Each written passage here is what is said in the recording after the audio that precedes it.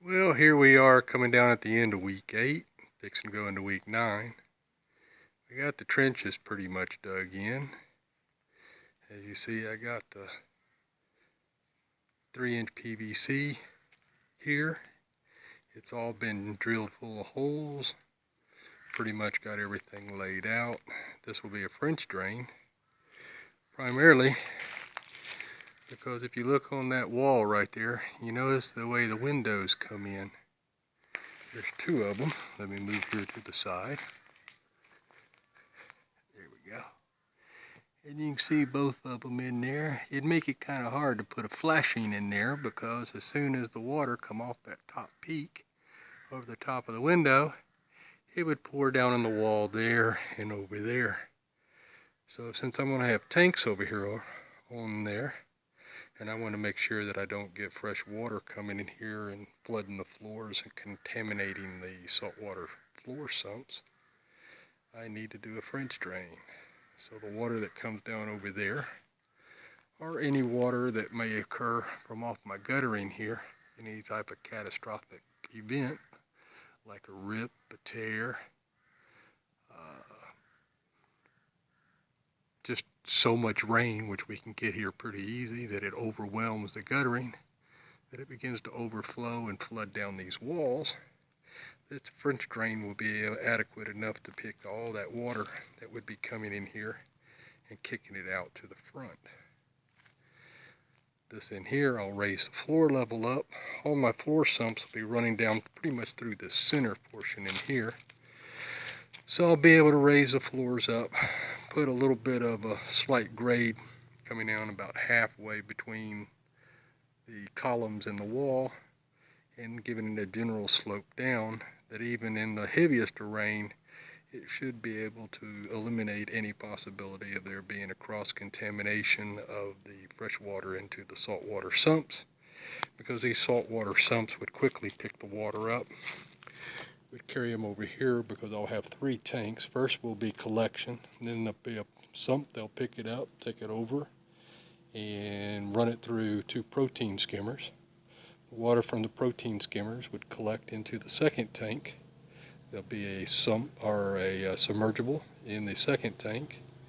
That pump will pick it up, take it up into a rack of sand filters. They'll be lining up in this area in here, and that water coming from the sand filters will be picked up and then carried back. These 2 tanks over here where the lobsters will be kept.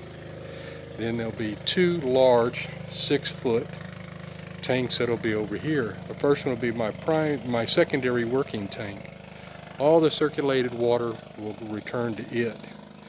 It will be picked up and carried to a rack of 6 drums that will be right here, which is really the purpose of it, is to allow a little centrifugal gravity, bring the water up above, let it come down through the tanks. Then there will be a floor pump there, and it will bring it out to the racks and the Keisler pots, and over to 3 large tanks out there, which will be used for brine shrimp, regular shrimp, and also for algae.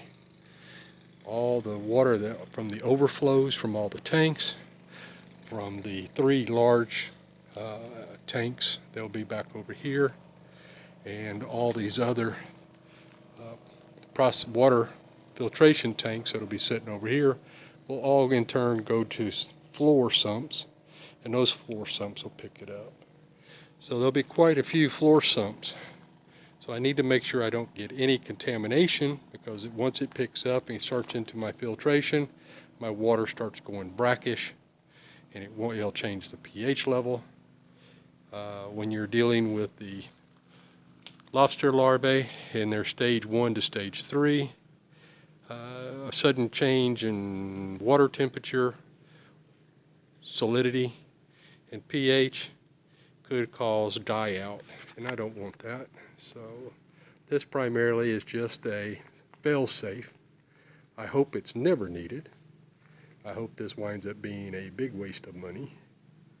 But when you live in the Philippines, you're prone to typhoons, and you get 144 inches of rain a year, and they don't even count the rainy season.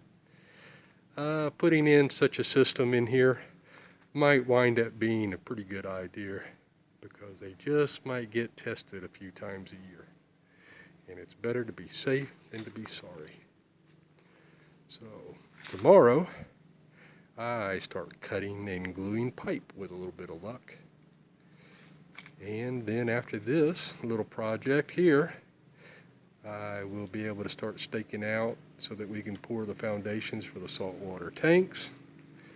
And while the saltwater tanks are being built, or poured should I say, I'll be putting in a chicken coop, probably a couple of more garden beds. Always something fun to do around here. Well, I'll talk to you guys later, and I hope you enjoyed the video.